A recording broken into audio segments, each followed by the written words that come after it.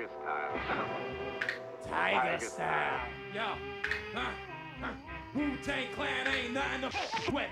Wu-Tang Clan ain't nothing to with. Wu-Tang Clan ain't nothing to with. There's no place to hide once I step inside the room. Dr. Doom, prepare for What's cracking, YouTube? It's me, your host, Tune, aka the Comic Thug, once again bringing another comic book review.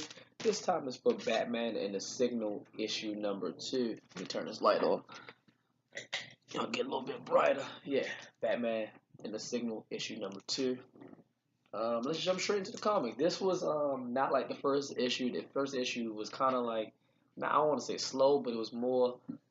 Let's just put it like this. This issue is a lot more detailed. So y'all go ahead and bear with me while I try to review this for y'all. But okay, so the comic opens up with Drake. No, I'm sorry, I said Drake. I'm thinking about Tim Drake, mama. I'm sorry. The comic opens up with the Signal having a flashback of his father, and his father basically telling a story about how his father was a construction worker, and how during the day in Gotham you have your normal construction workers that build buildings and everything, and then at nighttime you have something called the Shadow Crew, which his father worked on. And basically what the Shadow Crew is they come in, they do a little bit more building on buildings at nighttime when Gotham is asleep or whatever like that. So like people, the morning crew will come back the next day like, wow, did we really do this much work? They like, because the Shadow Crew add like inches to the building and stuff like that. So his father was part of that. And basically like the light is the truth. Like, you know about the truth during the day. At nighttime is like a lie. Something like that. So, okay. So after that quick little flashback, we go back to where issue 1 actually ended with Signal fighting the 3 metahumans. I guess you would call them metahumans because this is DC. Marvel will say mutants. But yeah, fighting them. And he gets away with them by the 2 girls. I forgot their names, but the 2 girls, they basically is Riku and I forgot like the 2 girls' name. Riku and Izzy. Riku and Izzy. Yeah. Riku and Izzy. Yeah, his little I think it was former robbers. I don't really know too much backstories about this character per se, but Izzy and Riku, they basically tell him how to get out of there. He had like in his belt, he had like a electromagnetic post or something. Electric magnetic post or something like that. It sends a shockwave out so it can get free. So yeah, so he basically just fighting the metahumans, and then in the midst of them fighting, we see the guards breaking the GCPD, but we see someone in the background controlling all of the metahumans, and he basically tell them just to fall back, don't worry about it, you did good, something like that.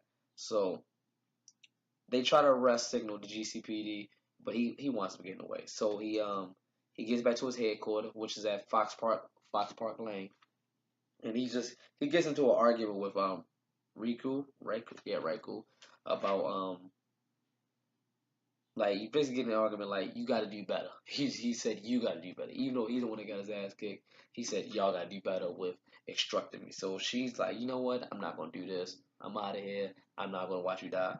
I'm out of here. So then we go to.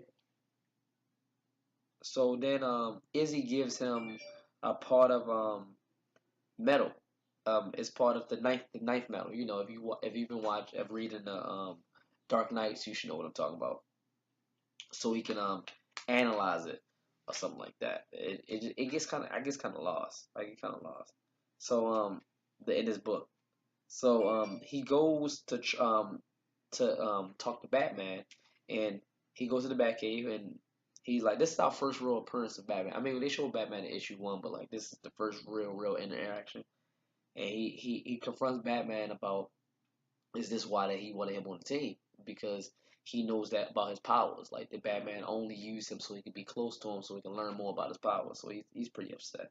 So as they get in the argument, we see someone pop up on the bat screen, and his name is what was his name? Oh no, I don't. They didn't even say his name. He just said, "I am West, I am East," and he basically saying like Gotham is his, and their time is over. But Batman time is over. But the comic ends with him saying, The comic ends. He says, "Time for you to leave the cave and step out from the night." Talking to Signal, he says, "Come into the light and face the truth that Batman has been hiding from you. Gotham is yours."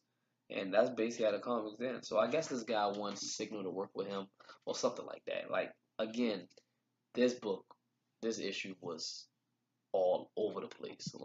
And then it doesn't help that I really don't know the characters like that. Like besides Batman, but Signal is a new character, well, fairly new, and the Raikou, I hope I said that name right, and Izzy. It said, and one of the issues on one of the pages said they was former Robins. So I didn't even know that. I only know about like 4 Robins, like Tim Drake, Dick Grayson, um, Damian Wayne, and no, three Robins. That's all I know. That's a, that's it. So these other Robins I have nothing about, but it wasn't a bad book though. Good read. If you're into the Signal, if you want to know about this new character, pick it up.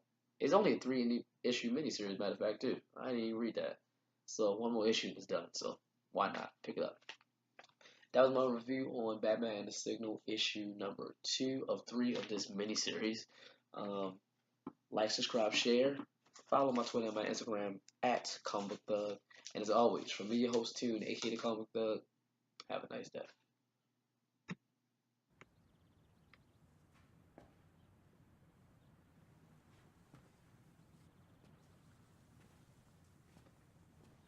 You're still here. It's over.